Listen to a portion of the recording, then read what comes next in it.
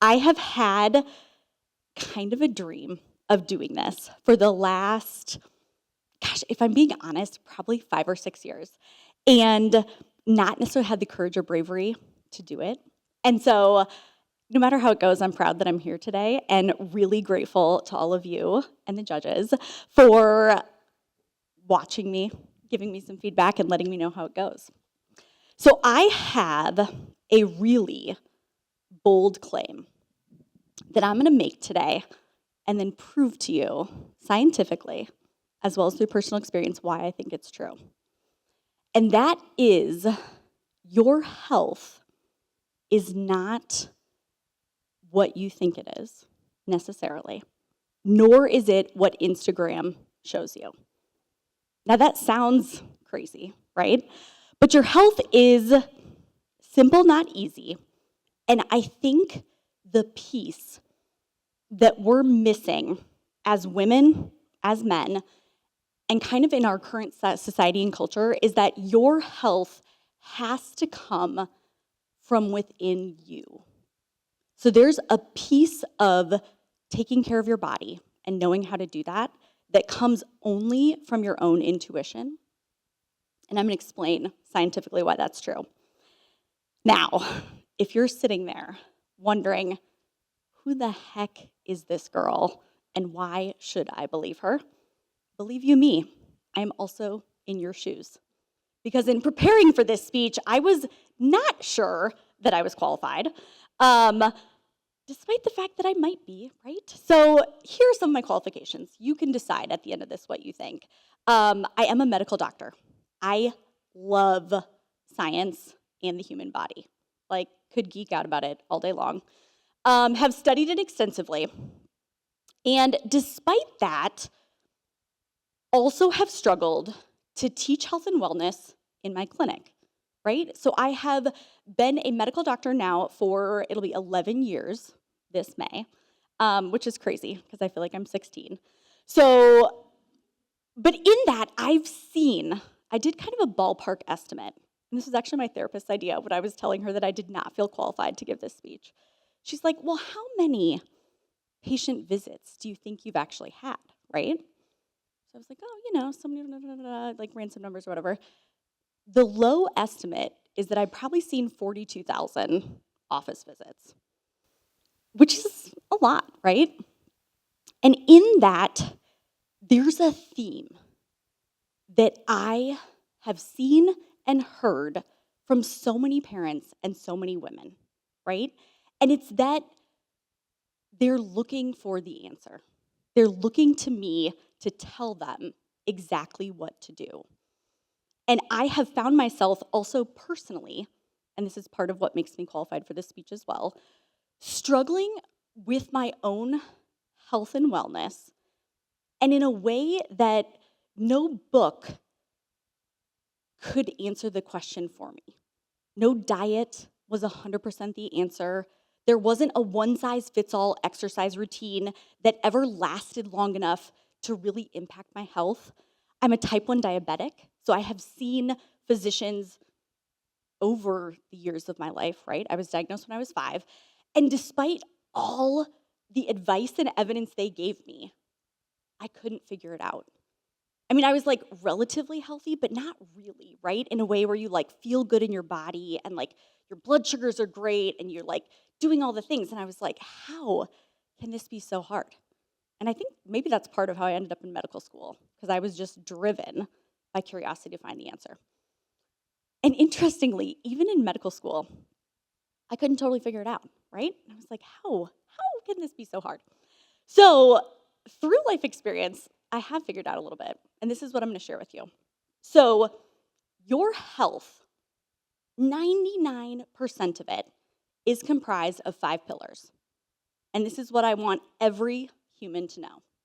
They're basic, pretty simple, not necessarily easy to evaluate or implement. 1, real food, right? We all know this. We talk about it excessively. We have a wellness industry that in 2023 spent $1.9 trillion informing us what we should be eating and not. Our healthcare industry also was 4.9 trillion that year. So we're, as Americans, very committed to this cause and spending a lot of money on it. But despite that, I would argue that there is no prescription for a perfect diet, right? So some of that is going to come from what you're currently eating, what tastes great to you, what makes your body feel good, and what fits within the cultural context of your family and life and your financial budget. So that's where it's, as a physician, hard because there's not a one size fits all. So pillar 1 is food. Pillar 2 is movement. And you'll note carefully that I did not say exercise because as Americans, we love exercise. We love to spend money on exercise and prescribe to certain programs and things like that. The studies will and have repeatedly shown that it's not technically exercise that gives you the healthiest body in life. It's daily movement without purpose. So that's where you don't necessarily have to think about it, but you're required to move your body as part of your life.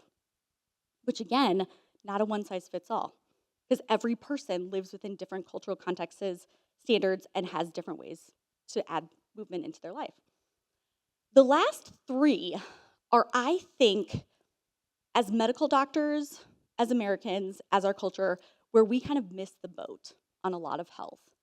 And that's because if there's 5 pillars, 2/5 of them, diet and exercise, food and movement, are what we spend a ton of time thinking about and emphasizing.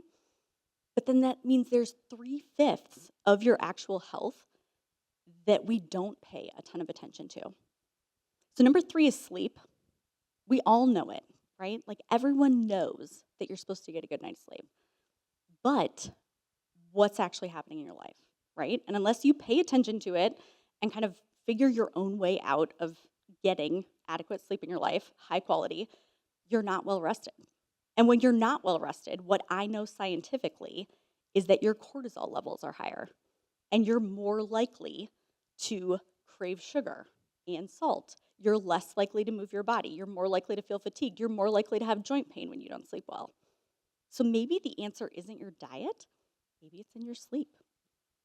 The 4th is stress, rest, and recovery. In that, I think we misinterpret sometimes that we're not supposed to have any stress. That is not true. Stress in interval amounts is amazing for your body. It is great for your brain, your cardiovascular health, your entire functioning to be stressed in bursts. Where we struggle in our current culture and society, having a smartphone forever in our pocket, mine wouldn't fit in my wallet. Also, having access to news everywhere, right? That spurs anxiety. You can answer emails from work at all hours of the day. You never get a break from your stress. So what we're missing, right, is the true periods of rest and relaxation where you check out from the stressful aspects of your life and restore yourself. Because the balance of the stress with the rest is really good for your body.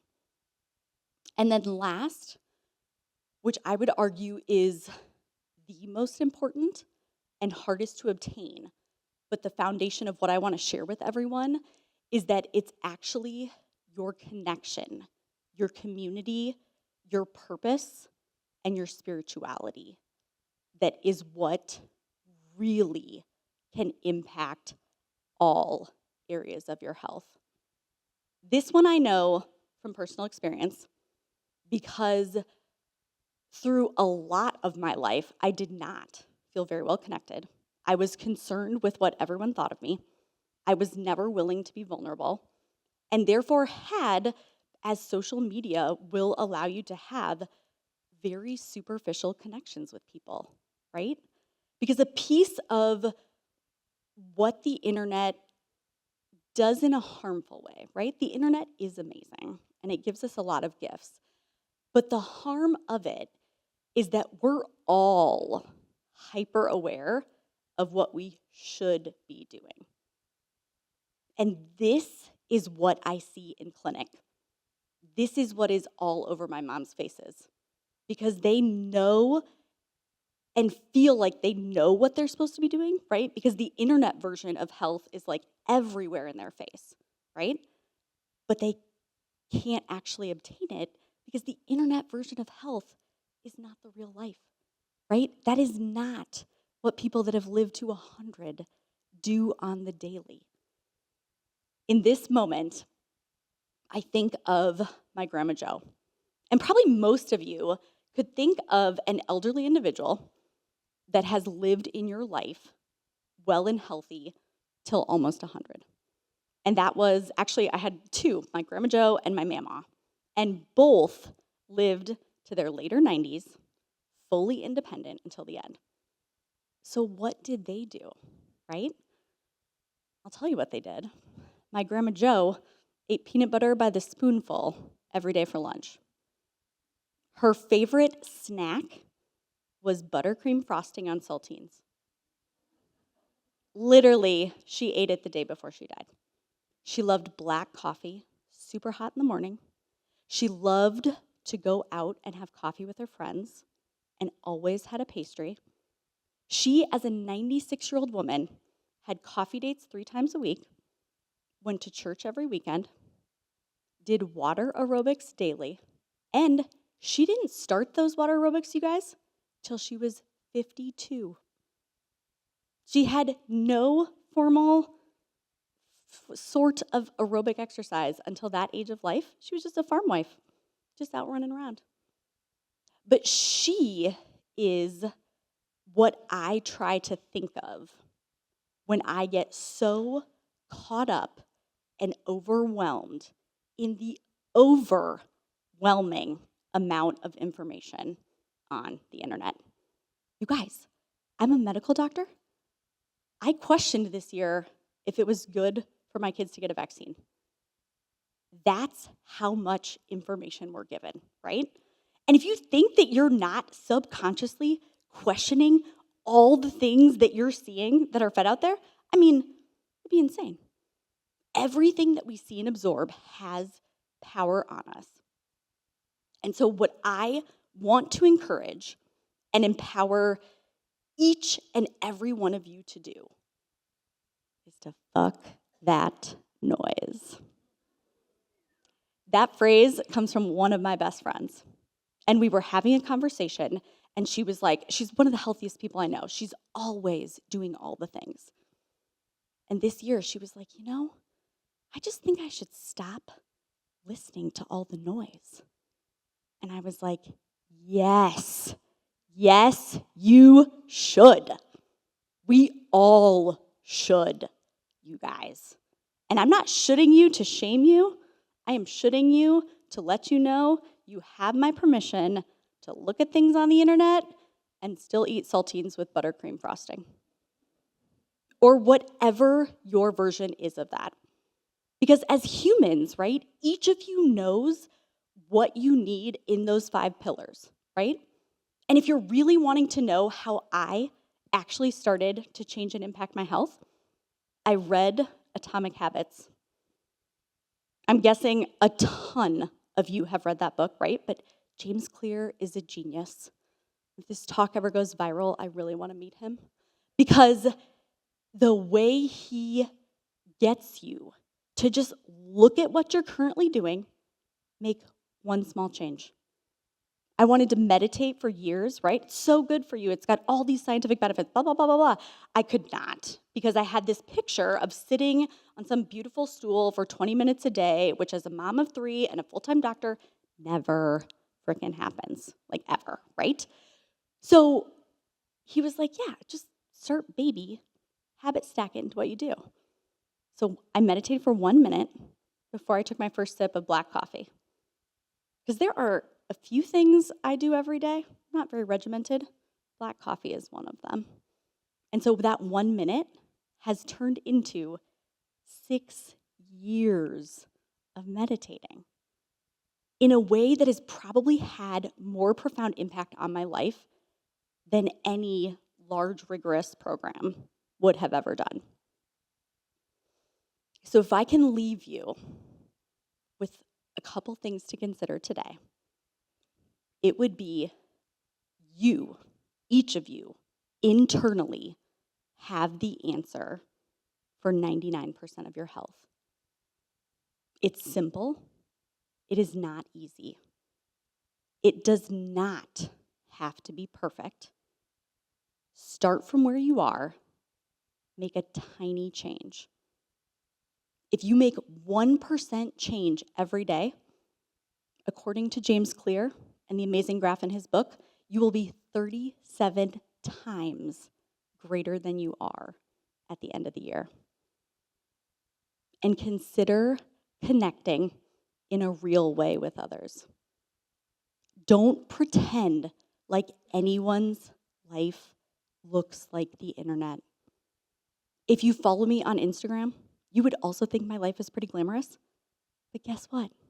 I forgot to brush my teeth this morning because I was so wound up about this talk that I couldn't really do much of anything. Did I post that? No. But did I just proclaim it out loud? Yes. Because if you're lucky enough to be in my circle, I will definitely be vulnerable with you. And I encourage all of you to do the same. Thank you so much for your time.